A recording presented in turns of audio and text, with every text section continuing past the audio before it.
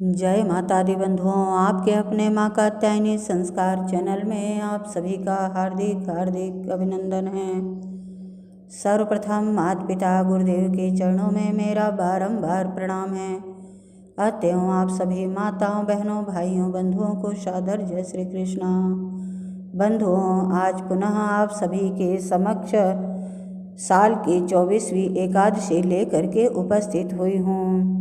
यह एकादशी कार्तिक शुक्ल पक्ष में आती है और इस 24वीं एकादशी को हम प्रबोधिनी एकादशी के नाम से जानते हैं। अब आप सभी श्रद्धापूर्वक प्रबोधिनी एकादशी की कथा, महात्मा व सार को ग्रहण करें। ओम नमो नारायणाय।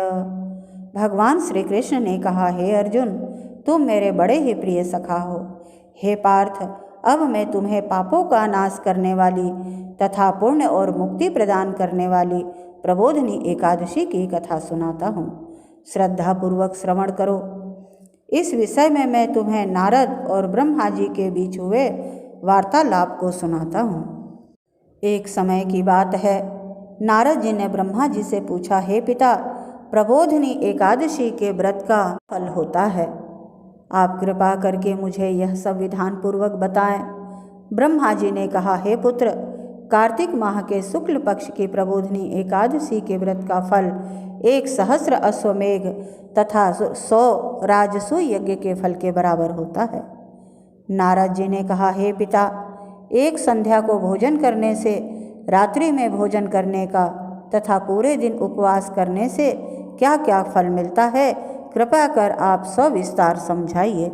ब्रह्मा जी ने कहा, हे नारद, एक संध्या को भोजन करने से 2 जन्म के तथा दूसरे दिन उपवास करने से 7 जन्म के सभी पाप नष्ट हो जाते हैं। जिस वस्तु का त्रिलोक में मिलना दुष्कर है, वह वस्तु भी प्रबोधिनी एकादशी के व्रत से सहज ही प्राप्त हो जाती है। प्रबोधिनी एकादशी के व्रत के प्रभाव से बड़ा पाप भी क्षण मात्र में ही नष्ट हो जाता है। पूर्व जन्म के किए हुए अनेक बुरे कर्मों को प्रबोधिनी एकादशी का व्रत क्षण भर में नष्ट कर देता है। जो मनुष्य अपने स्वभावानुसार प्रबोधिनी एकादशी का विधान पूर्वक व्रत करते हैं, उन्हें पूर्ण फल की प्राप्ति होती है। हे पुत्र, जो मनुष्य श्रद्धापूर्वक इस दिन किंचित मात्र भी पुण्य करते हैं, उनका वह पुण्य पर्वत के समान अटल हो जाता है। जो मनुष्य अपने हृदय के अंदर ऐसा ही ध्यान करते हैं कि प्रबोधिनी एकादशी का व्रत करूँगा, उनके 100 जन्म के पाप नष्ट हो जाते हैं। जो मनुष्य प्रबोधिनी एकादशी को रात्रि जागरण करते हैं, उनकी बीती हुई तथा आने वाली 10 पीढ़ियाँ भी विष्णु लोक में जाकर निवास करती हैं और नरक में अनेक कष्टों को भोगते हुए उनके पितृ विष्णु लोक में जाकर सुख को भोगते हैं। हे नारद, ब्रह्म हत्या आदि विकट पाप भी प्रबोधिनी एकादशी के दिन रात्रि को जागरण करने से नष्ट हो जाते हैं। प्रबोधिनी एकादशी को रात्रि को जागरण करने का फल अश्वमेघ आदि यज्ञों के फल के 100 गुना अधिक होता है। सभी तीर्थों में जाने तथा गौ स्वर्ण भूमि आदि के दान का फल प्रबोधिनी के रात्रि के जागरण के फल के बराबर होता है। हे पुत्र, इस संसार में उसी मनुष्य का जीवन सफल है जिसने प्रबोधिनी एकादशी के व्रत द्वारा अपने कुल को पवित्र किया है। संसार में जितने भी तीर्थ हैं तथा जितने भी तीर्थों की आशा की जा सकती है, वह सब प्रबोधिनी एकादशी का व्रत करने वालों के घर में रहते हैं। प्राणी को सभी कर्मों को त्यागते हुए भगवान श्री हरि की प्रसन्नता के लिए कार्तिक माह की प्रबोधिनी एकादशी का व्रत अवश्य ही करना चाहिए। जो मनुष्य इस एकादशी व्रत को करता है, वह धनवान, योगी, तपस्वी तथा इंद्रियों को जीतने वाला होता है, क्योंकि एकादशी भगवान विष्णु की अत्यंत प्रिय है। इसके व्रत के प्रभाव से मनुष्य जन्म मरण के चक्र से मुक्त हो जाता है। इस एकादशी व्रत के प्रभाव से कायिक, वाचिक और मानसिक तीनों प्रकार के पापों का शमन हो जाता है। इस एकादशी के दिन जो मनुष्य भगवान विष्णु की प्राप्ति के लिए दान तप होम यज्ञ आदि करते हैं उन्हें अनंत पुण्य की प्राप्ति होती है। इस तरह प्रबोधिनी एकादशी के दिन भगवान श्री हरि का पूजन करने के बाद बाल यौवन और वृद्धावस्था के सभी पाप नष्ट हो जाते हैं। इस एकादशी की रात्रि को जागरण करने का फल सूर्य ग्रहण के समय स्नान करने के फल से सहस्र गुना ज़्यादा होता है। मनुष्य अपने जन्म से लेकर जो पुण्य अर्जित करता है वह पुण्य प्रबोधिनी एकादशी के व्रत के पुण्य के सामने व्यर्थ है।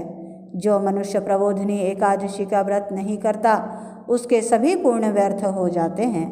इसलिए हे पुत्र, तुम्हें भी विधान पूर्वक भगवान विष्णु का पूजन करना चाहिए। जो मनुष्य कार्तिक माह में धर्मपरायण होकर अन्य व्यक्तियों का अन्न नहीं खाते उन्हें चंद्रायण व्रत के फल की प्राप्ति होती है। कार्तिक माह में प्रभु दान आदि से उतने प्रसन्न नहीं होते जितने कि शास्त्रों की कथा सुनने मात्र से प्रभु प्रसन्न हो जाते हैं। कार्तिक माह में जो मनुष्य प्रभु की कथा को थोड़ा बहुत पढ़ते हैं या सुनते हैं उन्हें 100 गायों के दान के फल की प्राप्ति होती है। ब्रह्मा जी की बात सुनकर नारद जी बोले, हे पिता, अब आप एकादशी के व्रत का विधान कहिए और कैसा व्रत करने से किस पुण्य की प्राप्ति होती है, कृपा कर यह भी समझाइए।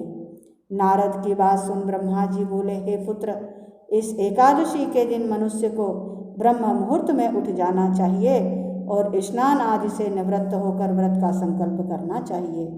उस व्रत के समय भगवान विष्णु से प्रार्थना करनी चाहिए कि हे प्रभु, आज मैं निराहार रहूँगा और दूसरे दिन भोजन करूँगा, इसलिए आप मेरी रक्षा करें। इस प्रकार प्रार्थना करके भगवान का पूजन करना चाहिए और व्रत आरंभ करना चाहिए। उस रात्रि को भगवान के समीप गायन, नृत्य, बाजे तथा कथा कीर्तन करते हुए रात्रि व्यतीत करनी चाहिए। प्रबोधिनी एकादशी के दिन कृपणता को त्याग कर बहुत से पुष्प, अगर, धूप आदि से भगवान की आराधना करनी चाहिए। शंख के जल से भगवान को अर्घ्य देना चाहिए। इसका फल तीर्थ दान आदि से करोड़ गुना अधिक होता है। जो मनुष्य अगस्त्य पुष्प से भगवान का पूजन करते हैं उनके सामने इंद्र भी हाथ जोड़कर खड़ा रहता है। कार्तिक माह में जो बिल्व पत्र से भगवान का पूजन करते हैं उन्हें अंत में मुक्ति मिलती है। कार्तिक माह में जो मनुष्य तुलसी जी से भगवान का पूजन करता है उसके 10,000 जन्मों के सभी पाप नष्ट हो जाते हैं। जो मनुष्य इस माह में श्री तुलसी जी के दर्शन करते हैं या स्पर्श करते हैं या ध्यान करते हैं या कीर्तन करते हैं या रोपण करते हैं अथवा सेवा करते हैं, वे 1000 कोटि युग तक भगवान विष्णु के लोक में वास करते हैं। जो मनुष्य तुलसी का पौधा लगाते हैं उनके कुल में जो पैदा होते हैं वे प्रलय के अंत तक विष्णु लोक में रहते हैं। जो मनुष्य भगवान का कदम्ब पुष्प से पूजन करते हैं वह यमराज के कष्टों को नहीं पाते। सभी कामनाओं को पूरा करने वाले भगवान विष्णु कदम्ब पुष्प को देखकर अत्यंत प्रसन्न होते हैं। यदि उनका कदम्ब पुष्प से पूजन किया जाए तो इससे उत्तम बात तो कोई नहीं है। जो गुलाब के पुष्प से भगवान का पूजन करते हैं उन्हें निश्चित ही मुक्ति प्राप्त होती है। जो मनुष्य बकुल और अशोक के पुष्पों से भगवान का पूजन करते हैं उन्हें अनंत काल तक शोक से रहित रहते हैं। जो मनुष्य भगवान विष्णु का सफ़ेद और लाल कनेर के फूलों से पूजन करते हैं उन पर भगवान अत्यंत प्रसन्न होते हैं। जो मनुष्य भगवान श्री हरि का दुर्वा दल से पूजन करते हैं वे पूजा के फल से 100 गुना ज़्यादा फल पाते हैं। जो भगवान का शमी पत्र से पूजन करते हैं वे भयानक यमराज के मार्ग को सुगमता से पार कर जाते हैं। जो मनुष्य चंपक पुष्प से भगवान विष्णु का पूजन करते हैं वे जीवन मृत्यु के चक्र से मुक्त हो जाते हैं। जो मनुष्य स्वर्ण का बना हुआ केतकी पुष्प भगवान को अर्पित करते हैं उनके करोड़ों जन्म के पाप नष्ट हो जाते हैं। जो मनुष्य पीले और रक्त वर्ण कमल के सुगंधित पुष्पों से भगवान का पूजन करते हैं उन्हें श्वेत दीप में स्थान मिलता है। इस प्रकार रात्रि में भगवान का पूजन करके प्रातःकाल शुद्ध जल की नदी में स्नान करना चाहिए। स्नान करने के उपरांत भगवान की स्तुति करते हुए घर आकर भगवान का पूजन करना चाहिए। इसके बाद ब्राह्मणों को भोजन कराना चाहिए और दक्षिणा देकर आदर सहित उन्हें प्रसन्नतापूर्वक विदा करना चाहिए। इसके बाद गुरु की पूजा करनी चाहिए और ब्राह्मणों को दक्षिणा देकर नियम को छोड़ना चाहिए। जो मनुष्य रात्रि स्नान करते हैं उन्हें दही और शहद का दान करना चाहिए। जो मनुष्य फल की आशा करते हैं उन्हें फल दान करना चाहिए। जो तेल की जगह घी और घी की जगह दूध, अन्नों में चावल का दान करना चाहिए।